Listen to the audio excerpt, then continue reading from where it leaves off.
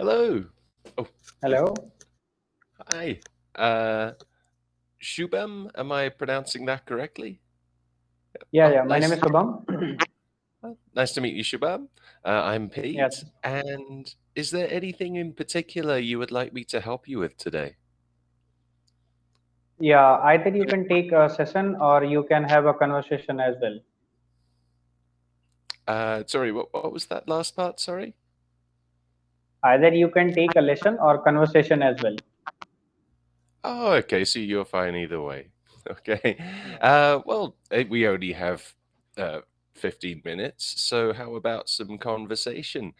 So Shubham, tell me, where are you calling from? So I want that we should skip the regular question that I encountered on daily basis. That means where I live and what curriculum I'm following or about my studies. So these are Okay. the general questions which I came across on the regular basis. So apart from this, we Okay. can talk anything. Okay. Fantastic. Well, in that case, ooh, yeah, I don't want to get political. Uh, well, that's a tough one. Let's test your tenses a little bit. Tell me, I see the whiteboard in the background. I wonder if you have a mathematical background. From a scientific point of view, what do you think will be the next greatest discovery? I think we are going in such a scenario that these days, that means we are going in the era of robotics. That means we are going to replace the human or these type of physical things to the machinery part. What I considered to be the big discovery, what we are targeting on our next plan. That means we are inventing such things which are going to and replace the human work. Okay, so by the place, do you mean the future? Going into the future? Yeah, robotics and automation is just playing an important role in our life, which is going through such a way that means we are going to replace the human beings. So for some part of time it is good. At the same time, it is bad for sometimes you have a lot of population you are having in your country, and if you are moving in the automation and robotics part, then that will reduce the human effort. So by that purpose people will have less occupation or job, but at the same time it decrease the individual uh, thought. That means you will be not depend on the human beings and their behaviors. So for So, some point of time it is good, but for some point of time it is not good as well. So what I think that is going to happen, but if you mhm. are having some different ideas about anything, then you can certainly put in front of me. Uh-huh. So, well, obviously, this is an idea that has been explored in science fiction a lot, both utopia and dystopia. In your opinion, is robotics sending us in the direction of utopia, dystopia, or do you think there's a middle road? I don't think so. So I'm not having any knowledge about you dystopia or what you mentioned. So can you clarify me? Then I will consider. Okay, so first of all, just a quick grammar thing. Rather than I'm not having, I don't have. I don't have. Okay. Um, okay, Thank so you. utopia uh, is basically a beautiful future. Have you ever watched Utopia is a Star beautiful Trek? future. Yeah. Have you ever seen Star Trek? Like that's a utopia where Okay. everybody's peaceful, the world gets along, there's no money, no war. That's utopia. But of course, dystopia is the absolute opposite. So I don't know. Have you ever seen Mad Max? No, I The don't. movies? Oh, okay. Well, basically, a dark future where everything's gone horribly wrong, where technology has made us greedy, made us uh, worse human beings. So those are the ideas of utopia and dystopia. So you said that robotics could reduce the need for humans in daily tasks. So Yeah. which direction do you think humanity is going to take? Towards utopia or dystopia? I think it's a 80% and 20% ratio will be utopia and dystopia. So certainly 80% for benefit and good life and good human beings, but at the same times it will have a disadvantage of all these things which I mentioned you earlier. So a mixed combination of both. Not you can say that means nothing is either 100% good or 100% bad. So it is a balance. So basically life is a balance. So I think that will be a mixed point of view what I enlisted in front of you. Hmm. Sorry, I just rather than I mentioned you, I mentioned to you. Okay, good. So obviously you're quite optimistic. You think 80% utopia, but 20% dystopia. In what way do you think robots will make us worse human beings? Let's suppose if I take a simple example, then you can Mhm, understand. That means let's suppose you had opened a restaurant or hotel, and then you are needing a manpower of 20 men. And if you are having a robotics or automation machinery, then you will replace that humans by machinery. So by doing this you will reduce the human power. So at the same time, so people are needy for jobs, and up to their qualifications they are capable of doing what work they are doing. So you will be just taking the work from them. So in this way, or any belt, this was a simple example which I mentioned to you. But mhm, in different areas you will just catch up the occupation, or just take the occupation from the people what they are being capable of doing.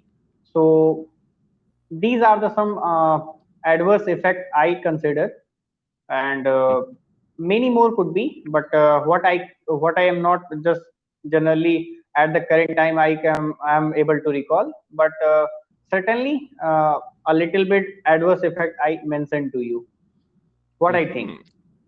Okay. And how can these problems be over? I think problem of anything cannot be resolved in such a way that means you can either replace total manpower or human power to automation and robotics. So you have to keep a balance between these things. So that is the only prior solutions, because as we are increasing in the technical era, so it is our moral responsibility to increase the mechanism in mechanics or robotics way. But at the same times, you love to respect the people and all these humanities to alive, because you know you have changed yourself into the machine system, so that is not good as well. So keep your humanism alive, and at the same times, for the same time, for progress point of view, you should carry all these things, experiments and all these things you should try at least. All right, very good. And so, what significant developments have there been so far in robotics? Like, how has the world changed i so far? I think if you talk about machines, then machines and robotics has all the replaced all the human works in a fantastic way as well. That means they are very useful for saving time purpose. As you know, time is the most important asset we are having. So there is nothing important more than time. So for automation and robotics, what we have achieved up till yet, that is mainly focused on saving time. So time is the biggest asset of anything. So I think we are saving time in day-to-day life as well. We are surrounded by such mechanisms that are uh, taking less time for doing any work. So in that way, I can say they are giving us benefit, and we are surrounded by the automation and robotics as well. So these are good thing about that what I just mentioned to you. Interesting. And how have robotics changed your life personally? Not too much personally. I can just enlist you in front. I can say that means everybody is using machinery and all these things, so I'm also a part of that. So not too much individually I can make you count, but at the same times I feel that change. That's why what I enlisted you in front. Uh-huh. Okay, interesting. All right, good. So a little bit of grammar feedback. Uh, as you may have No, noticed, I no. was Every typing. time, yeah, every time feedback is quite important to grow in life. So I am fully Oh, open to the problems and suggestions which are thrown to me or given to me. So I really admire and appreciate the guy who just led me to the right path. So no issue about that. You can easily suggest where I am wrong. great. Yeah, no, absolutely. That's what I'm here for. It's not a. It's never a. Yeah, you're right. Uh, so Yeah. you're relying on the continuous tense when you should be using simple tenses. So rather than I'm not having, say I don't have. Rather than you Okay. are needing, you should say you need. Of course, there are Okay. cases when you should use the continuous tense, but think of it the continuous tense as more temporary. Uh, I don't know if you're interested in studying grammar, um, Yeah, I but am if interested in studying grammar. Grammar is my favorite. So not about this, but okay, what I tell you, what I tell you, what makes me familiar to that way which I generally speak. In communication, that words are used in a frequent manner. So that's why whenever I just listen to any seminar, any programs, any anchor or anybody, so they mentions all these things in a frequent way. So that's why I mhm. just catch up all these things in a fluent way. But your suggestion is quite good to me. Thank you. Okay, great. So a quick Google search on the term stative verbs, or sometimes just state verbs, that might help you a little bit. There are certain verbs that we don't use in a continuous tense. For example, typically to do with feeling, like I love tea. I would never say I am loving tea. Or the opposite, hate. I hate salads. I would never say I'm hating salads. So Yeah, it's you're good right. to remember those. Very typically, anything to do with feelings. Your grammar for the future tense was generally correct.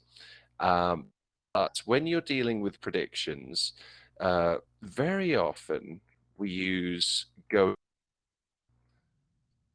Now, you generally said, I think, and think with, I think,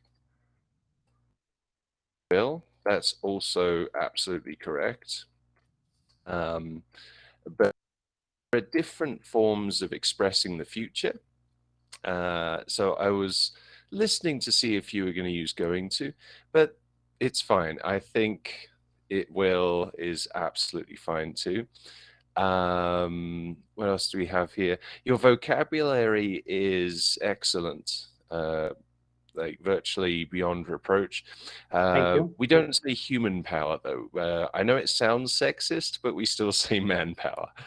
Um, yeah, we should change that. But yeah, as of yet, the term human power isn't used. And what have we got? What else have we got? Oh, I think you said humanism rather than humanity. We shouldn't lose our humanity. But yeah, the primary thing is to try to steer away from those continuous tenses. It's Okay. actually a very common thing. I think, are you from India originally? Yeah, I am from Yeah. India. Okay, yeah, I've met a lot of Indian people who do. do exactly the same thing. So I wonder if it comes from your native language that perhaps this reliance on continuous tenses. Oh, sorry, we're almost out of time. It was so nice to meet you.